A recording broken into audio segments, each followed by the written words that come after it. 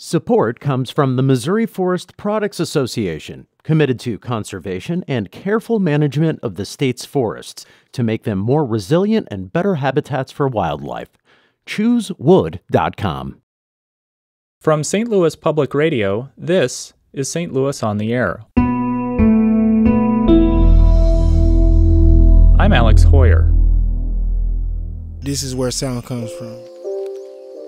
The natural way you sound when you walk on the ground, or you crunch a leaf, or you crunch a stick, or you hear the tree sway. It's a big world, but we're just like tiny people in it. So it's got my antennas up. I'm really observing. City life can be really loud and whatnot. All the cars, all the buildings. It's just noise. It's just noise all the time, and you don't even realize that you're in noise all the time until you come out to a place like this. Hopefully, this is the start of a new beginning. Life in the city of St. Louis and its surrounding suburbs is often quite loud and busy. For many Black St. Louisans in particular, access to nature is limited. Black people have the lowest overall participation rate in outdoor recreation, and that means that many miss out on the benefits of being in natural spaces, including improved focus, lowered stress, and increased happiness. But the rate of Black people who participate in outdoor recreation is improving. That's due in part to groups like the St. Louis Story Stitchers, a youth artist collective. They use music, spoken word, photography, videography, and dialogue to highlight stories related to trauma, and that includes gun violence, life transitions, and mental health. Every year, they take time to immerse themselves in nature outside of the city. For many of the teens, the trip is their first chance to connect with nature. Last weekend, production intern Aula Kuziz went to Shaw Nature Reserve in Franklin County for the group's annual Peace in the Prairie trip. Shaw Nature Reserve is a 40-minute drive from the city, where most of the Story Stitchers live. It's pitch dark as the young artists begin their hike into the tallgrass prairie. This right here is nature. The sound of crickets, owls, and frogs are loud.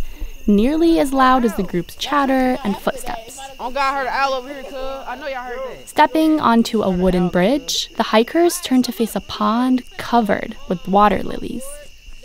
The hike leader asks everyone to turn off their flashlights and listen. Flashlight off, okay? You can see the water shining in the dark, and it's so pretty to me. I don't know. It's so beautiful. I don't need a light to see this. I got night vision. That's 16-year-old Azzy Shaw. This is her first time in a prairie. I'm enjoying this really well. It literally just took a lot of stress out of my shoulder, out of my head, and now I'm in a calm place. Brandon Lewis is the youth artistic coordinator for Story Stitchers. While he's been to the prairie a few times, he says the stark difference between city and nature sounds still surprises him. City life can be really loud and whatnot. All the cars, all the buildings. It's just noise. It's just noise all the time, and you don't even realize that you're in noise all the time until you come out to a place like this and realize how quiet it is. Darian Poe, who goes by his artist name S.K. Banga, is a teaching artist with Story Stitchers.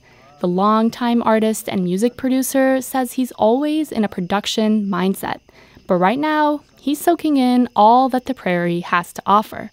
This is the first time he's really paid attention to nature's music. It's got my antennas up. I'm really observing.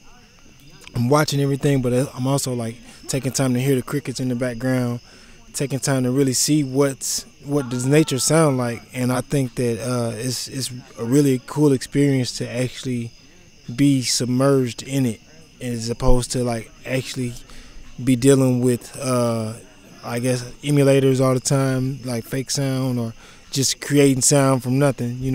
This is, to me, being in nature, this is where sound comes from. You don't get anything better than just the natural way you sound when you walk on the ground, or you crunch a leaf, or you crunch a stick, or you hear the tree swaying. You have to be real still to hear this stuff. After the half-mile hike, the group gathers around a bonfire to journal and stargaze. Several others record an episode for Stitchcast Studio, a podcast produced by the young artists at Story Stitchers. Before heading to bed, they also do a little dancing.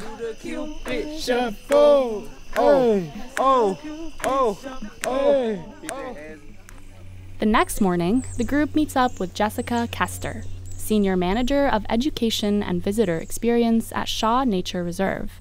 They discuss what it takes to restore Missouri's prairies and help the ecosystem flourish. So that's what we're working on here, is like restoring what was supposed to be here before people were here as much as we can. She leads the group for another hike through the prairie. This time, instead of flashlights, the group is carrying butterfly nets.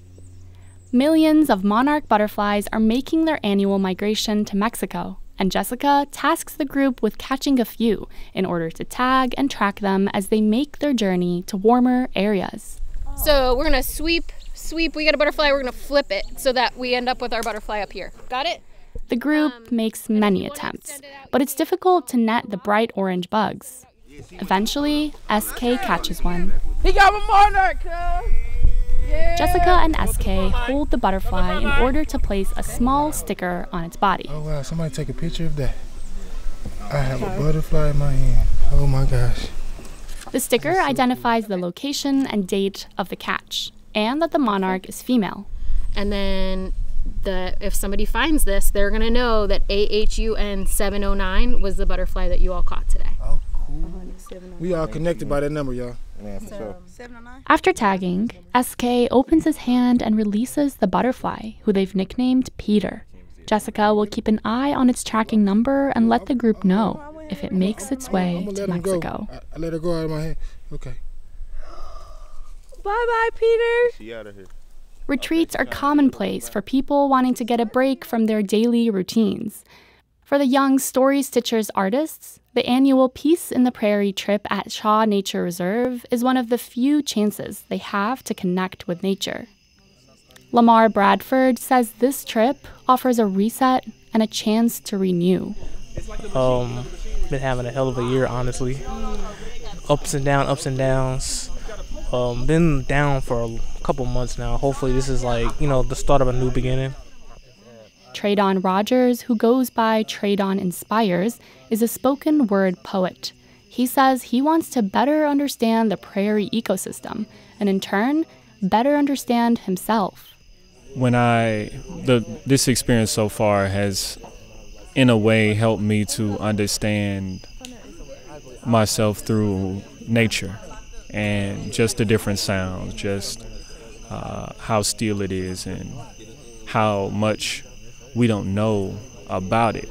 As much as we research, discover, there's still more things to know about it, which we are a reflection of that. So I just continue to see that it fills me with curiosity just being there. As he says, she feels the prairie has a lot to offer. It's nature. Nature, honestly, if we actually took the time and patience to learn about it and not try to take advantage of it, we will understand how peaceful it really is. Halfway through the hike, the group reaches an elevated hill. They stop to admire the beautiful view and to yell together in a collective release of stress. 2, 1. Yeah, out of shape. Oh, that was wet. It really did. It did, though. That took a good amount of stress out of my shoulders. Then the guide, Jessica, asks the group to sit for a moment of reflection. To clear our heads, connect to this spot. Chine Diop says it's a blessing to get out of the city and see the vastness of the natural world. And it's just it just shows how it's a big world, but we're just tiny people in it. So our problems are not as big as we make it seem when we see the whole picture. On the way down the hill, Tradon Inspires, Malik Jones, and Chris Pendleton, aka Blue Beats, take turns freestyling. On me, I heard crickets are a sound of peace. For you to get out and chill and release. Look at the bugs, look at the ants. Look at the lizards, look at the plants. On me.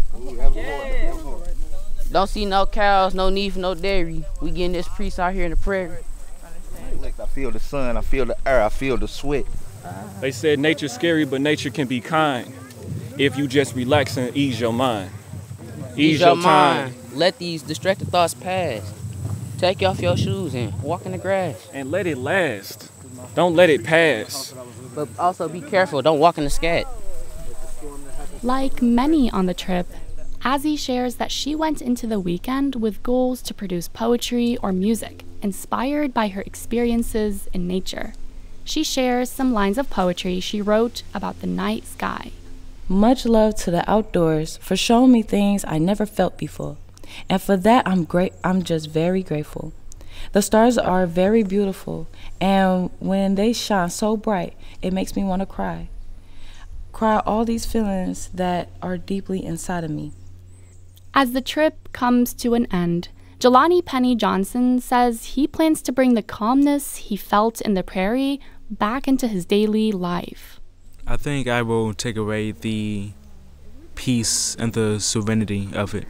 Because when you go back, you have like school and technology and stuff. So just the atmosphere and the feeling of it. Amara Burns says she's grateful for the perspective shift that the trip has given her. Every year that I've come, I've seen something different each year. So today, like the view, just being able to see things from a higher elevation. If you take that perspective and you apply it to different things in your life, you see what I'm saying? It could take you really far. So that's one of the things I'll be taking away from this year's trip. In their time at Shaw Nature Reserve, the artists do more than disconnect from the daily grind. They also deepen their fellowship with each other and reinforce their collective purpose as storytellers. They bring new inspiration with them as they head back to St. Louis. Artistry they'll draw from in the performances and exhibitions to come. Purple, yellow, blue, so many colors in this habitat. Even though I'm city slick, I'm not afraid to travel back. Way out to the countryside, hit that native grassland, tranquil in the sunny meadows. We thought we was advanced. Ain't no sounds of ambulance, sirens or the boys in blue. Tonight avoided gunshots, but nature makes some noises too. Today's segment was produced by Aula Kuziz, with production support and editing by Emily Woodbury. Audio engineering and podcast design by Aaron Dorr. Our executive producer is Alex Hoyer. So if the planet ends, at least you saw His Majesty. Put your phone on airplane mode and we'll be right back after these messages. Reception is a barrier. Connect for real. St. Louis on the Air is a production of St. Louis Public Radio. Understanding starts here. St. Louis on the Air proudly supports local artists by using music from Life Creative Group.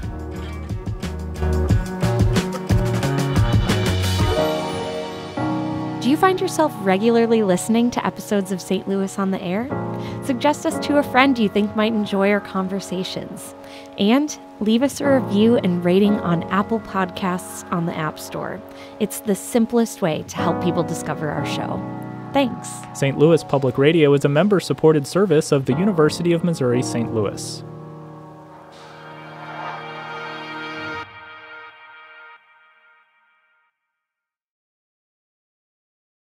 Support comes from the Missouri Forest Products Association, providing more than 41,000 jobs in the production of wood pallets, railroad ties, white oak barrels, hardwood floors, and more. Details at choosewood.com.